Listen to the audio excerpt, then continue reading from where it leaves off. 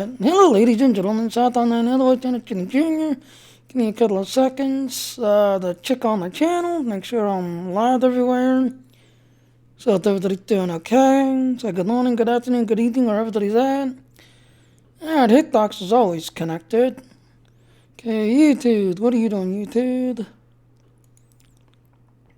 YouTube is now connected. Twitch. Are you connected or are you thinking about it?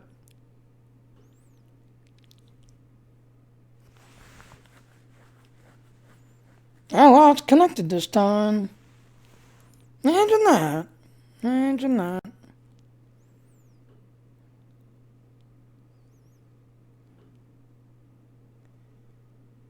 Give me one minute. I don't have the chat thing out yet.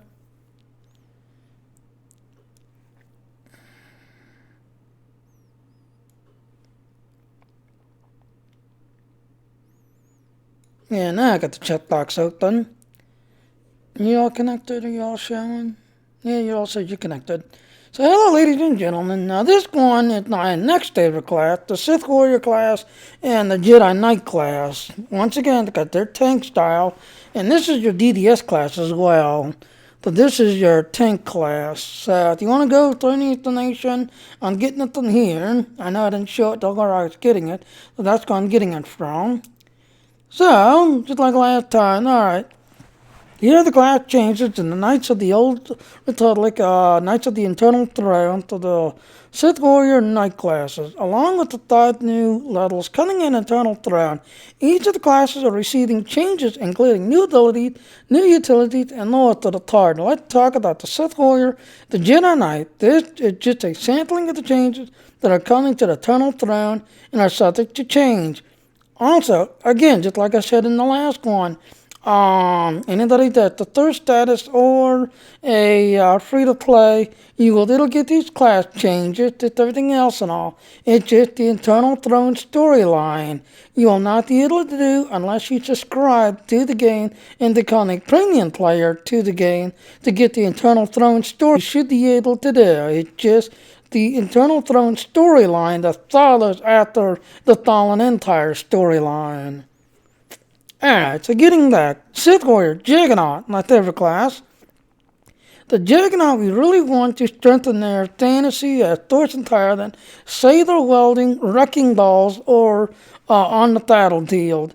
To the end, Knights of the Eternal Throne, we have tweaked some of their existing abilities and add some new skills and abilities to make them realize the dream that, good to start today. Because when the game first came out, the Jedi Knight, and this was even back in beta testing. If you wanted to have the best classes and basically get through the whole entire beta testing one, you wanted to be either a Jedi Knight or a Sith Warrior, Jedi Knight Guardian or a Sith Warrior Juggernaut. Because of their tanking ability, you was able to tank everything and get to the end of the story, while everything else was a niche knot. They were still learning what classes can do what, even back in beta testing. So, now, these 3 are used to be shared by both classes. They're now being split up. So, Ravage, this is now instantly activated ability to help add more mobility to the Juggernaut. So, that one, the Marauder is going to lose that ability. It will be solely to the Juggernaut class only. Guard no longer has thorn restriction and use. Not sure what that means unless they're talking about the button thing where you click and activate the guard node to put around your companion. They are making that into a passive ability, so you won't have to be, okay, it's my guard node on, it's my attack node on. Those 2, like I said, I call them guard ability because when you're doing the game, you have one that you can click and you put a bubble around your companion, and then you run around, and it's called the guard node. I call it the guard node. Then you have the other one I call the attack one, like I was talking to the Sith assassin and the Jedi shadow. Like the Sith assassin with lightning something, and the shadow or telekinetic something. Those abilities are all going to become passive. Same thing with the the Juggernaut and the Guardian here. Those tires are going to become passive abilities now, as I understand. The huge new ability to dangerous discipline. It replaces dishes throw and has a 30-meter range. So, Aaron, your favorite ability, my favorite ability, where you can throw the lightsaber and strike a target and have the lightsaber come back to you, and this is basically, what I do is, I'll be just in range of my lightsaber throw my lightsaber. As my lightsaber's coming back, I'm starting to do my Jedi jump or my Sith warrior jump to the target. I'll actually get my lightsaber while I'm jumping, and as soon as I, come down to the jump, all that, damage plus me already starting to lose my next to go into the next swing on my lightsaber, I'm already taking my one target down, and I'll knock him down to like a good 20 to 50%. Couple more hits, he's dead and gone. Goodbye. Alright, so each advanced class will receive the new suit of legendary utilities. Here are some of the Juggernaut's ability. Piercing Chill. Chilling screen pierces enemy with an arcing chill, dealing with additional element damage to the affected target over 8 seconds. Additionally, Chilling Screen will grant chilling speed, which will increase your movement speed by 30% to 8 seconds. Which is good, because there's been times when I do it, and to me, that chill screen always seems kind of weak to begin with. It's basically an AoE attack where if you got a bunch of minions around you and you're fighting the one boss guy and you got like 4 or 5 minions around you that's like pounding on you, you do the chill screen, everybody around you will basically, get stunned or, it's like, oh my god, he's screaming, oh my god, he's screaming. That's what that does. Just everything else. It's an AoE stun attack to freeze everybody, so you can finish off the boss and then start taking on the minions. But then, as you can see, after you kind of do all that, your speed will increase, so you can jump from the one team to the next team right away. Extending Roar increases the range of Thor screen to 30 meters. Thor screen deals damage. Reduces damage beyond 10 meters. Additionally, Thor's Push deals 20% more damage and grants Extending Roar, allowing your next Thor screen to deal full damage regardless of the distance from the target. Oh my god, that is going to be so wonderful. That is going to be so wonderful. Now, how to do this, okay, let's say you jump to your target, you're beating the crap out of your target, but your target is an elite champion, or he's a world boss, or, well, not a world boss, because you'll never be able to kill him unless you have a team. But he's an NPC, and you're doing like a flashpoint or something that's everything else. Now what I do is a lot of times I will use my first push and throw them, to the other side of the room. Make sure there's no minions or whatever on the other side, but throw him. Then do your Thor's jump, do another vicious throw with your lightsaber. Thor's jump at the same time, and as you're coming down on him, you're really knocking him down. And a lot of times I'll do that roar thing, because I'll do the roar thing to kind of do damage to the target, but then I'll do the chill screen around me. That way I can, stun the minions around me while I'm with the target. So this here, Extending Roar, is really going to become interesting. Okay, Reckoning. After using Inner Side, your next melee ability will deal with 20% more damage. Oh, that's going to be good. That's going to be good. Why am I getting dropped range all of a sudden?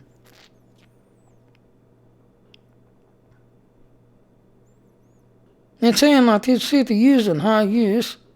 Barely. It's only showing 35% use or utilization. But yet on the XLIP thing, it's saying that I'm having dropped range on high CPU use. Now, you notice I kind of changed to Chrome because Chrome, when I was using Chrome on the last one, that thing was constantly popping up every few seconds, telling me high CPU use and dropped range. I'm now on the Windows 10 Edge thing. Maybe on the next one I'll switch to the Explorer and see if I'm still getting that stupid warning. Alright, well anyway, so each advanced class is receiving new suited legendary utility that had some juggernauts. Wait, did I just read that? Yes, I did. So, like I said, these are the 3 new towers that the Sith Warrior Juggernauts will be picking up come December 2nd. So, I'll definitely be looking forward to that. Okay, and the Riders! Aaron! Okay, and the Riders. We found the Riders to be pretty solid place coming out of Knights of the Fallen Empire, so we are towards a small degree of change that would reinforce the natural to late fantasy to that class already had going through it, would rather no longer being a channeling ability. So the Riders, you'll be losing that power. We have elevated the fluidity with Narada Clay. So here's some of those changes. Ravage is now an instant ability to help the Narada. Okay. Gore. A new ability to gourd current discipline. High damage ability that hinders the movement of your enemy and reduces their armor. Okay, that's going to be interesting. Okay, each advanced class is receiving new suited legendary utilities that have sent the benefit to the Marauders. Ruthless Aggressor. Vicious Throw. Return 2. Oh, that's going to be real good. That is going to be real good. So, Ruthless Aggressor, Vicious Throw, return 2 rage points on target affected by your that's going to blind them. Additionally, Vicious Throw is usable on targets affected by your where you blind them, regardless of the your remaining health. Blinding also grants Ruthless Aggressor increases the force and tech defense by 75% to 6 seconds. So that's going to be interesting. So when you use this power, and you just got done getting throw your vicious throw, and because you're throwing 2 lightsabers instead of just 1 lightsaber, that's going to actually give you some of your rate points right back. And then when you use that, I can't say that damn word. Where you blind them basically, and blind and stun them. As you can see, it also will grant the use the blinding one, which will grant you the Ruthless Aggressor, which will increase your force. Okay, I see the mechanism. So in this one, basically you throw your lightsabers, you have your Ruthless Aggressor thing there, which will give you 2 points.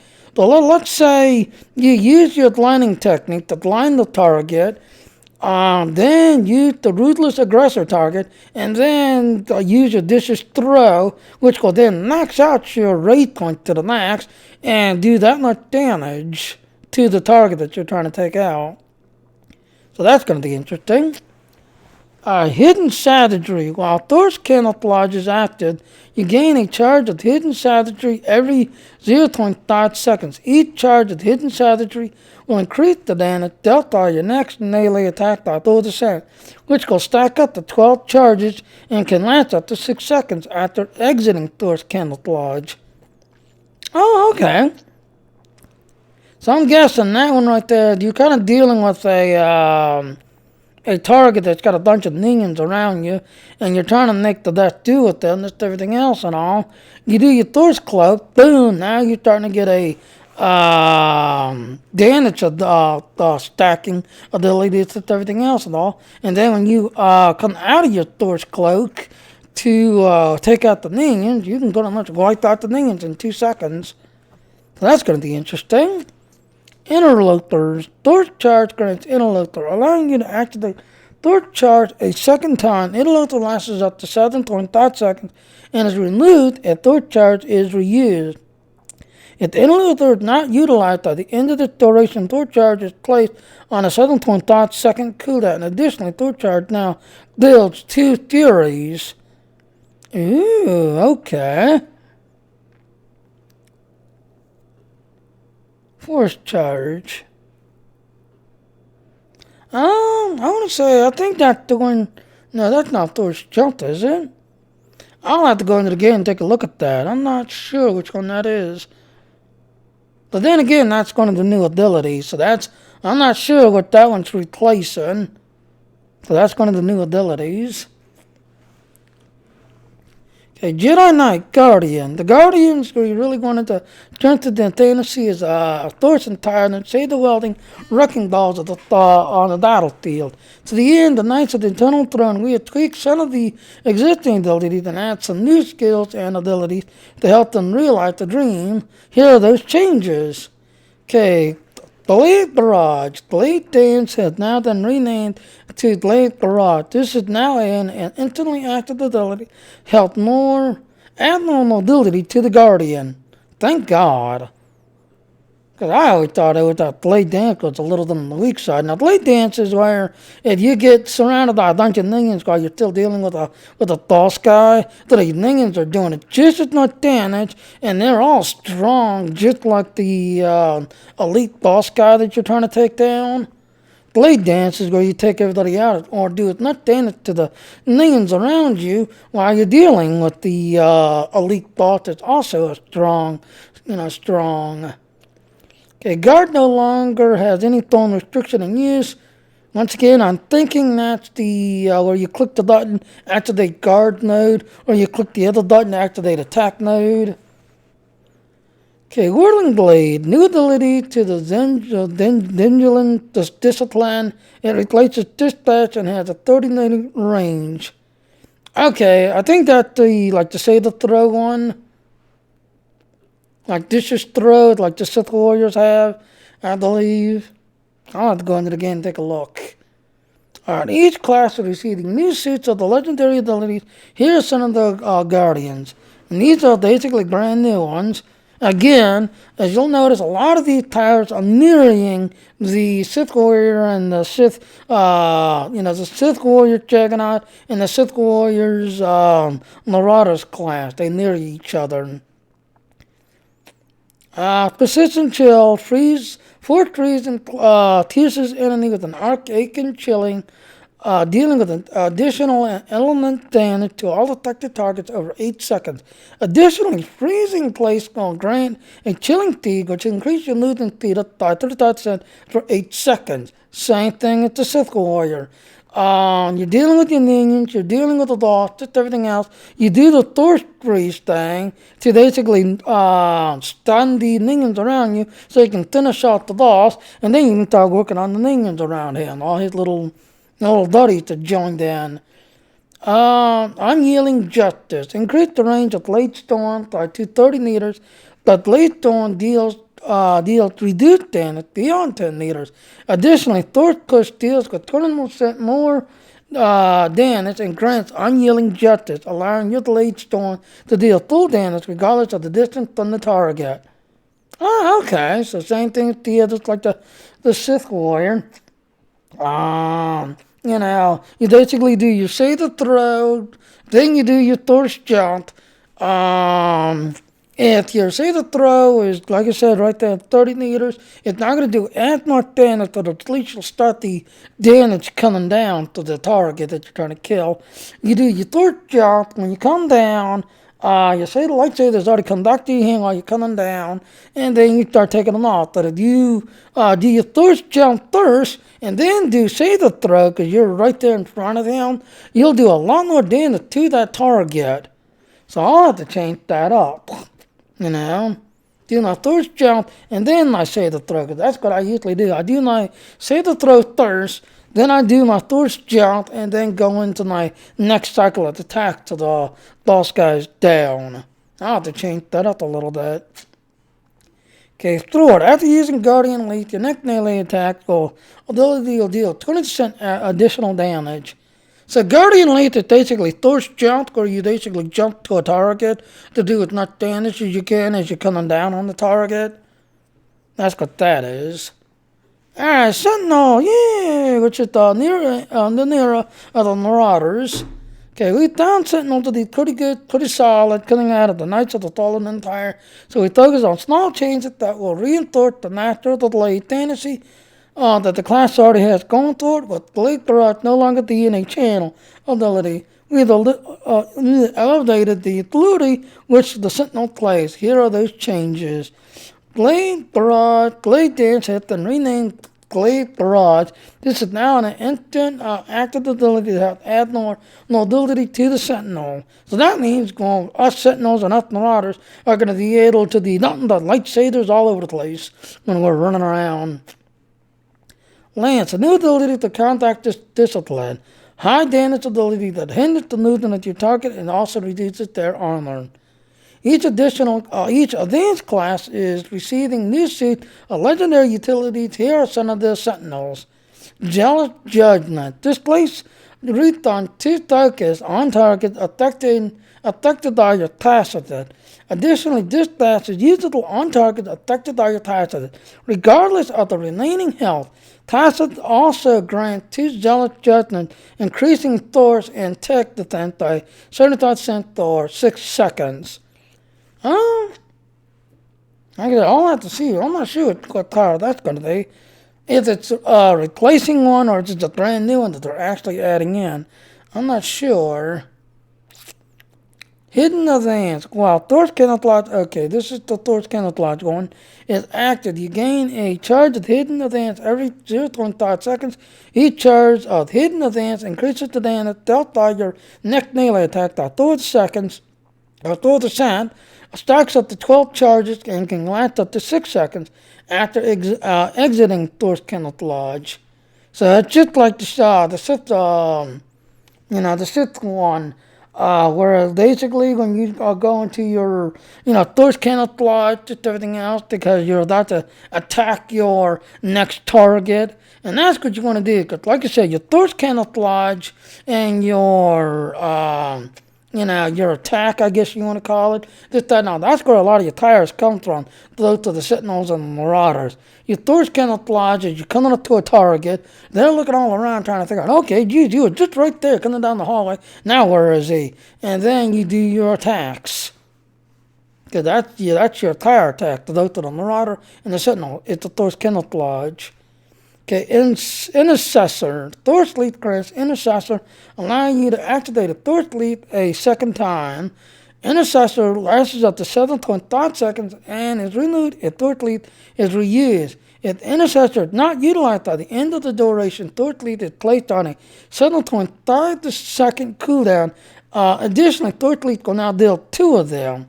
Now, that's going to be a good thing to us, to those to the Marauders and the Sentinels.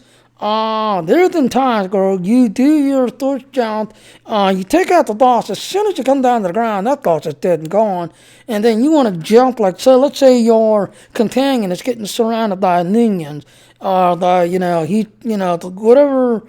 You target the boss, he's got like 4 or 5 minions around him. You do your third jump to the boss, and you start taking them off, but your minions don't take you on. No, instead, your minions see your targets, keep giving you healing buff, just everything else. So they run over to your companion and start beating up on your companion. This could be good, both to the Marauders and the Sentinels, because now, as soon as we can get that boss down within that 7.5 seconds, we can turn right around and first jump right back to our companion to, get the AoE, the aggro effect off our companion, and back onto us. So that's going to be good for us. I like that idea. Alright, well, there is the Sith Warrior Juggernaut class changes and the Jedi Knight, both the Jedi Knight Sentinels and the Guardian class changes. Like I said, these changes will be coming in about December 2nd. Yes, you'll be able to get all these class changes, you'll be able to get the crafting, you'll be able to get everything.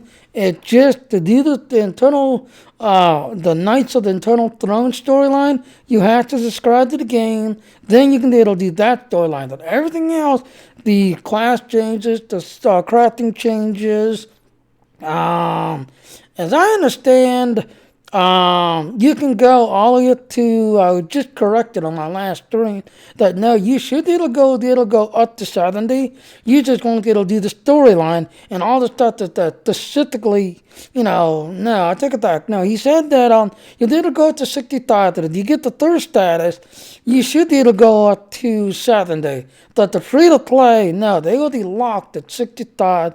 They will not be able to go past 65. They will be locked down. That is going to change changes, and they're actually great at that, because when the game came out back in 2012, for the longest time, me, Kyle, General, Tuddles, all of us was playing little 55 type stuff, while everybody else was locked at 50. They couldn't go past 50 unless they subscribed to the game and, did the Rise of the Hut Cartel, just everything else. They had to subscribe.